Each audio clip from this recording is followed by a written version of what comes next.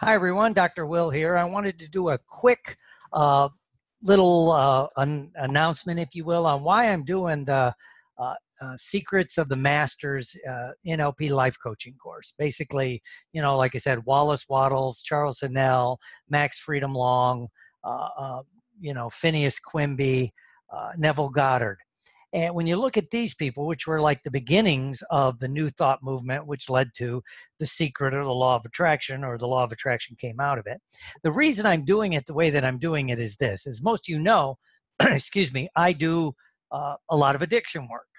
And I've always been fascinated with why in the field of addiction do they blame the person when whatever you're doing doesn't work, right? Yeah, if someone goes through a treatment program for addiction and basically, let's say it's a 12-step program, 12-step based, okay, and the person basically does everything they say, doesn't work, right? So the person comes back and says, it's not working. They blame the person. They say, do it harder, do it more, right? Rather than say, okay, let's step back, let's look at what we're teaching you, and let's say, well, maybe we need to do it this way, or maybe we need to adapt it that way. Or maybe we just need to take a different approach, whatever it happens to be.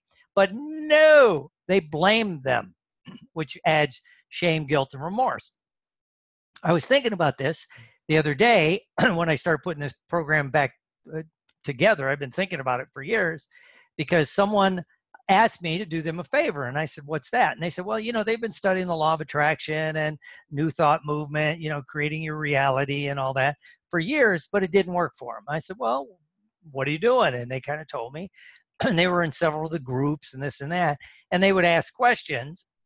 And basically it reminded me of the addiction thing. And this person was in recovery, and they said it reminded them of how, like, if someone's going to a 12-step meeting and it's not working for them, rather than say, well, try this, maybe go to different meetings, maybe do this, maybe add this, maybe do that, the way the 12-step program was originally intended and the way it was done in the 50s, 60s, and even into the 70s and early 80s, because the founders were around that program, and they, the two founders of the 12-step program went to therapy. They encouraged therapy. They encouraged outside growth. They did this. That whole group, that whole original group did that. Well, as they passed on, they're gone. And even some of the people that were around that first group are gone. So now it's becoming codified. It's becoming very rigid, very regimented, and do it this way. It's the only way. And you've got, people that thump the book without ever understanding the book. And I always say that, whether that's the Bible or, Bible thumpers, or even in the recovery movement, the 12-step thumpers, the big book thumpers, they're called, right? They're like, this is this. And when someone says, well, it's not working, no, it works. You're not doing it right, rather than trying to step back and gather information. So I'm always fascinated with that. So, and so when you look at it, some people, they get exposed to remember a few years ago when The Secret came back around, or let's say someone just finally gets exposed to it and it works, and then it stops working after a while. It works. They maybe manifest one or two really good things, then it seems to stop working, or it doesn't work as well, right? Why is that? And I call that the paradox principle, the paradox, which is you learn it, or it's done to you, you experience a breakthrough, but then you go study it. You may become an expert at it. You may even teach it, but then it doesn't work for you that much. I call it the paradox of knowledge in the hypnosis and the NLP world.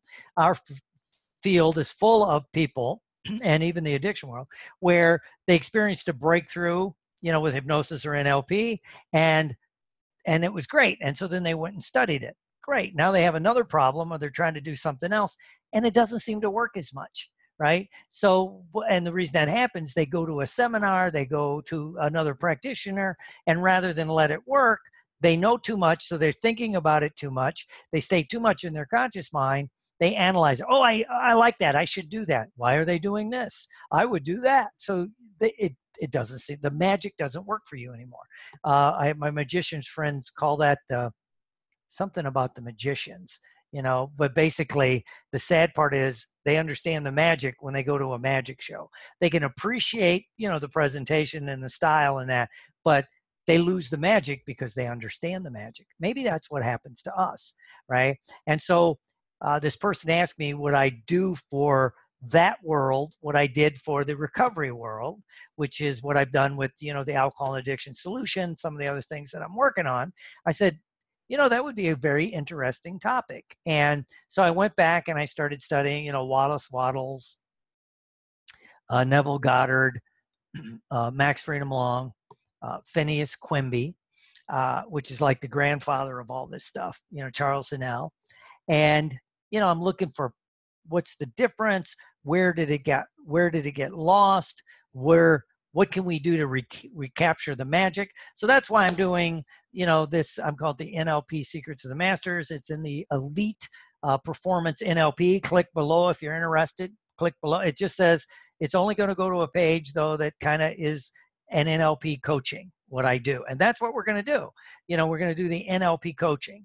But it's based on this one topic. I don't have time to rewrite the whole sales page. But, my usual NLP life coach is like $997, $1997, depending on what I'm teaching. But this one I'm doing for $197.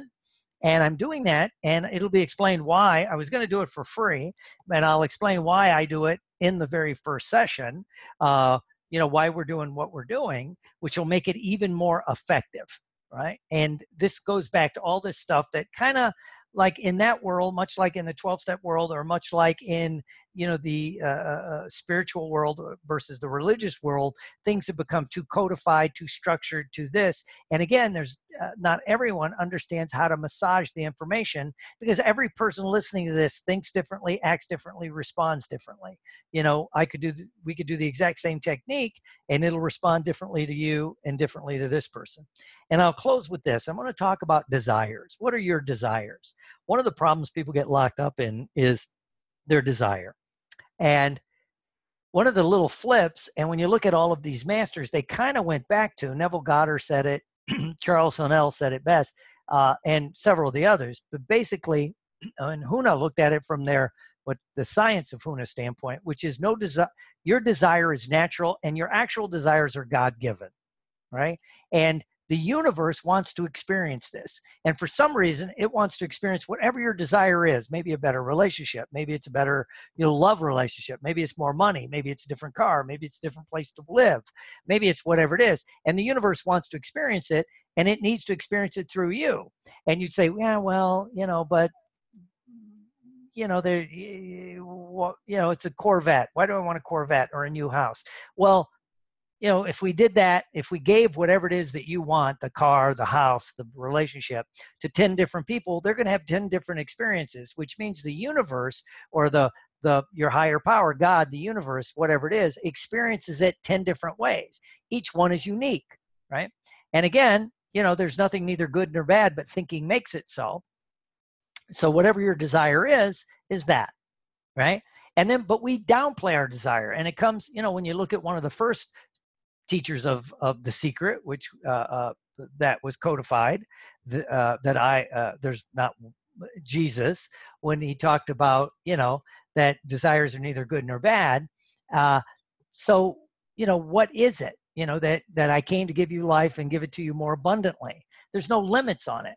But he also talked about, make the word manifest. So you're going to say what you want, picture what you want, say what you want, right? And then we got to make it become real, right? But to do that, you can't take away. You go taking away from the word. What does that mean? Well, I really want, I'll use a car thing. I'm a guy, a Corvette, but I'll settle for this, a Mazda Miata. Not that that's not a good car, but, somehow you think it's more pleasing to God to settle for less. And this goes back into the way they screwed up a lot of the training through years, right? Somehow this is more pleasing. And, forgetting that there are people that their choice car would be this car, but you really want this car. So somehow you think this. Well, that does two things. If you follow neuroplasticity, which is what we'll be using in this course, it's the fact that by saying that, you've already kicked out a lot of your neuroplasticity pathways in your mind, because you said, I really want this, but I'll settle for that. Well, your brain goes, hey, those neural paths, that whatever they are that you have, are going to say it's really not important to him or her. So we're not going to give you either one. And you go, it doesn't work, right? Or you say, I want this, And I know here's how I have to do it. Like I want more money, so I know I have to like double my practice or do this, or you develop a logical plan. That's adding to the word of God. Taking away is settling for less. Adding to is saying how it must happen. Well, then, all the spiritual books, the Bible, the Quran, the ones from India, all talk about, the universe, if you will, has ways ye know not of. Your human mind cannot really comprehend a lot of the ways of this. I always like that old saying, a human mind trying to understand God or your higher power is like an oyster trying to understand a sunset. It doesn't have the capabilities. Another simple way, someone explained it recently, I like that, is, my dog can hear and smell things I cannot. I do not have the sensory acuity, the sensory understanding. My brain is not wired to smell those things. Or if it was, it's been kind of eliminated, right? Or to hear certain things, right? Their ears, it's different, right? So for us to try to go to the next level is hard. Not that you can't experience the results of it. So anyway, so that's what I'll be doing in the click below on the Elite Performance NLP. I do ask that you send me a message or post here and let me know, what is it you want to accomplish. You can, and we'll get you in there. We're going to have fun, and it's going to start on May 1st. May 1st, May Day, and we're going to share probably 6 weeks. I think it'll be. It might go a week or two more. It'll have information, training, and techniques buried within it, so it'll give you a different viewpoint. And finally, maybe break through whatever stagnant state you're in right now. So I'd like to thank you for joining me. I just wanted to do a quick shout out. This is going on Facebook Live, on YouTube, and of course out to my email list. For those that want, jump in. We're going to have fun. It'll be a live class once a week via Zoom that you can attend live. Not everybody can. You got work, time constraints. I got someone already signed up overseas. I know they're going to watch it later.